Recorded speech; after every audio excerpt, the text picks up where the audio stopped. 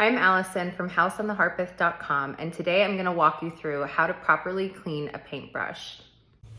Okay, so very few supplies needed here. Your biggest thing is going to be getting one of these wire brushes. It's again a one-time investment and it's just going to help you clean your products so much.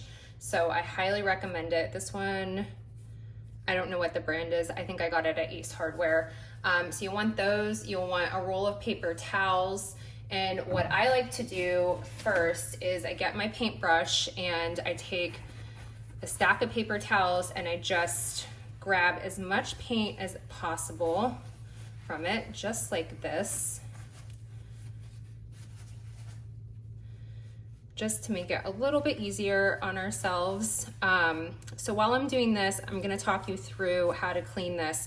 What we wanna do is always hold the paintbrush down. We never want to put water into it this way. The reason is that there's spacers inside the top of the bristles, and if water goes down, it will start to separate the bristles and they'll fall out. So you always want to be cleaning your paintbrush this way. So run some warm water and just start getting out as much paint as possible on your own without the wire brush. You'll see a lot coming out. I like to start on one side, do the side here. Again, always keeping the paintbrush as vertical as allows.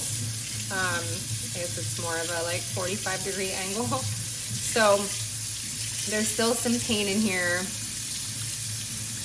Just working it out with my hands right now.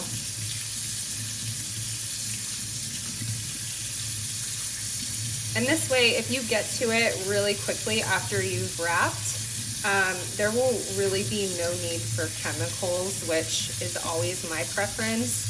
I also find doing it in the sink, although not ideal to be doing it in your kitchen sink, I do find it easier than the hose because you just don't have that extra hand to be working through the bristles.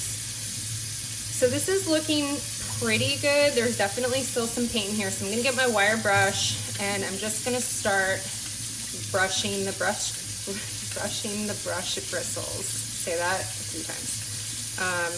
Just gently working through it, flipping it over, doing the other side. Again, keeping my brush as up and down as possible. Brushing the side, brushing the other side.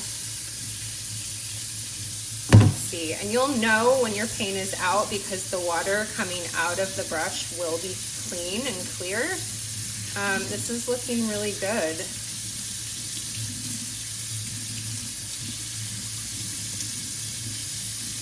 If you don't get your paint out, what will happen is that your brush will get hard and it just won't be as soft and flexible to get into those corners and do the cutting, which is the whole point of getting an angled brush. So it is really important to get it out. And this is another reason why you don't want to dip your whole paintbrush in the can of paint. The closer you get up to here, the harder, and this is left over from another time that I didn't properly clean. But when you get up here, it's harder to get this paint out, as you can see on mine.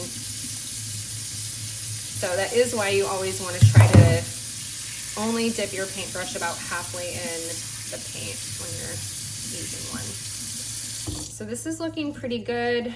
I'm gonna just shake it a little bit. And then what I'm gonna do is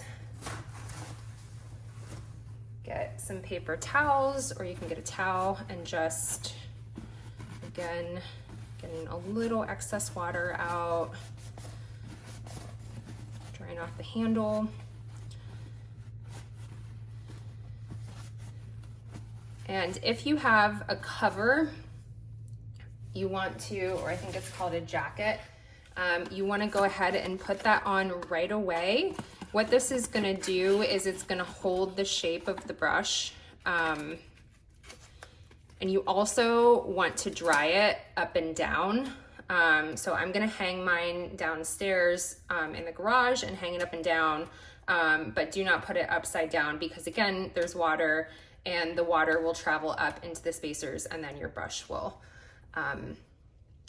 start falling apart. And that's it. Super simple. If you follow these instructions, your tools will last you a lifetime. I hope you found this video helpful. Please be sure to like and subscribe for more DIY videos. And for more content, you can find me at www.houseontheharpeth.com.